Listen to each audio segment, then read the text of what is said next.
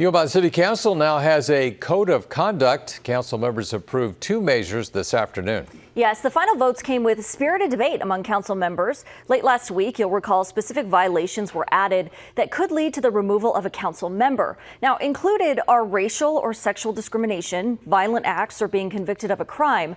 The ordinance would also require 6 of 7 members to approve the removal instead of 5. Both measures passed 6-1.